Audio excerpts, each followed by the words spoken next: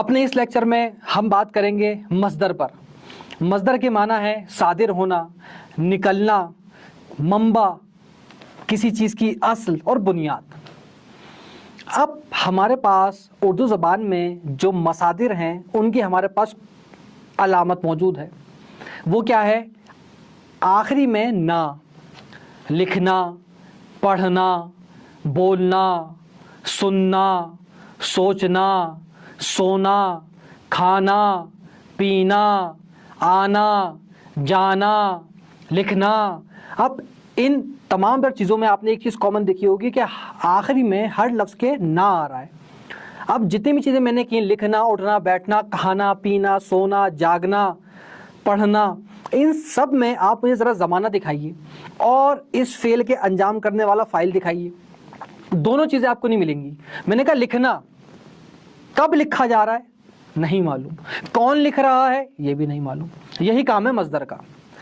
اب ہم مصدر کی مدد سے بناتے ہیں فعل اور پھر یہ بتاتے ہیں کہ یہ فعل کون سے زمانے میں انجام دیا جا رہا ہے اور کون انجام دے رہا ہے۔ یہی کام اردو میں بھی ہوتا ہے۔ میں نے کہا لکھنا، لکھنے میں نہیں پتا کس نے لکھا، لکھنے میں نہیں پتا کہ کب لکھا گیا۔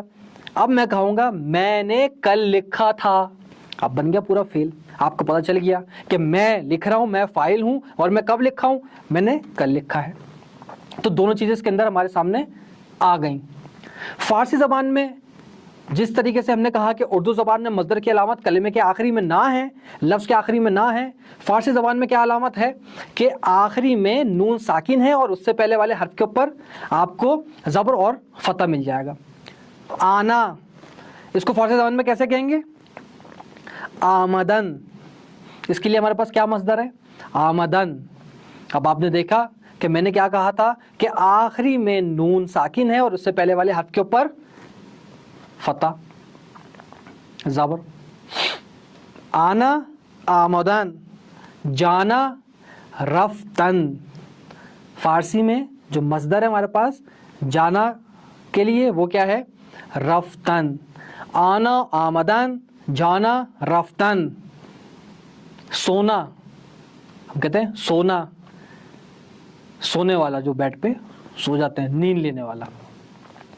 فارسی میں ہے اس کا خوابیدن، خوابیدن۔ اسی طریقے سے اٹھنا یا جاگنا، جاگنا بیدار شدن، اٹھنا بلند شدن۔ اب یہاں پہ آپ نے دیکھا کہ میں نے جو پہلے استعمال کیے وہ تو ایک لفظ تھے، یعنی کہ آمدن، رفتن، خوابیدن، لیکن یہاں پر میں نے دو لفظ استعمال کیے ایک مصدر بنانے کے لیے، یعنی کہ اٹھنا تو ایک ہی ہمارے پاس، لیکن فارسی میں کیا ہوگا؟ بلند شدن، اور جاگنا میں نے کہا بیدار شدن۔ تو اب یہاں سے ہمیں ایک اور بات سمجھ آ گئی، ایک اور کانسیپٹ کلیئر کرتے چلیں کہ مصدر کی بھی دو اقسام ہیں، ایک ہے مصدر سادہ اور ایک ہے مصدر مرکب، اور جو سادہ اس کا کہتے ہیں مصدر غیر مرکب۔ مرکب یعنی چیز کا کسی چیز سے مل کر بننا۔ تو مصدر کے ہمارے پاس دو اقسام ہوں گے، ایک ہے مصدر مرکب، ایک ہے مصدر غیر مرکب۔ مصدر غیر مرکب وہ جو کہ کسی کے ساتھ نہیں ملا ہوا، ایک ہی لفظ کافی ہے، کفایت کر رہا ہے کہ یہاں پر یہ مصدر ہے۔ جیسے کہ رفتن، رفتن کے ساتھ کوئی اور ہمارے پاس حرف یا لفظ موجود نہیں ہے۔ رفتن، آمدن، خوابیدن ایک ہی لفظ ہے۔ لیکن جب ہمیں کہنا ہے کہ اٹھنا تو ہم کہیں گے بلند شدن، اب ہمیں کہنا ہے جاگنا تو ہم کہیں گے بیدار شدن، یعنی کہ ہم دو لفظ کا سہارا لے رہے ہیں۔ تو یہ ہمارے پاس کیا ہو گیا؟ مصدر مرکب۔ تو مصدر کی دو اقسام آپ نے دیکھ لی، مصدر مرکب، مصدر غیر مرکب۔ اب اسی طریقے سے کچھ مثالیں کتاب میں لکھی ہوئی ہیں، ذرا ان کو بھی دیکھ لیتے ہیں اور پھر ان کو دیکھ کر یہ کام آپ کا ہے، آپ مجھے بتائیں گے کہ یہاں پہ جو ہم نے مصدر لگایا ہے یہ مصدر مرکب ہے یا غیر مرکب ہے۔ آئیے کتاب میں دیکھتے ہیں۔ سب سے پہلے ہے رفتن۔ رفتن کے اوپر میں بات کر چکا، رفتن آپ جان چکے، رفتن کا معنی کیا ہے؟ جانا۔ اب آپ دونوں علامات دیکھتے رہیے۔ اردو میں کیا ہے؟ جانا، کب جا رہا ہے؟ کل گیا تھا، آج گیا تھا، کل جائے گا نہیں معلوم کیونکہ مصدر ہے۔ اسی طریقے سے فارسی میں کیا ہے؟ رفتن، آخری میں نون ہے، اس سے پہلے والے حرف کے اوپر زبر۔ دوسرا دیکھیے پوشیدن۔ پوشیدن کیا ہے؟ पहनना। अब देखिए जितनी मैंने उर्दू के पहले आपको मिसालें दी थी उसके अंदर मैंने पहनना नहीं बताया था, अभी किताब में मिल गया।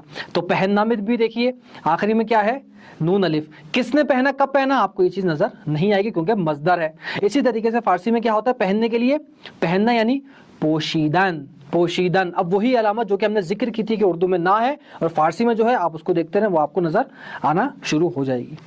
दर्स दादन, अब ये मज़दर मुरक्कब है या गैर मुरक्कब है, ये मज़दर मुरक्कब है, बिल्कुल दुरुस्त फरमाया क्योंकि यहाँ पे हमारे पास दो लफ्ज़ हैं, एक नहीं है। एक है दर्स, एक है दादन।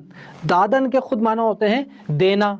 अब देखें देना किसने दिया, कब दिया नहीं मालूम। इसी तरीके से दादन देना, दर्स देना तो दर्स दादन हो गया, तो मज़दर मुरक्कब हो गया हमारे पास।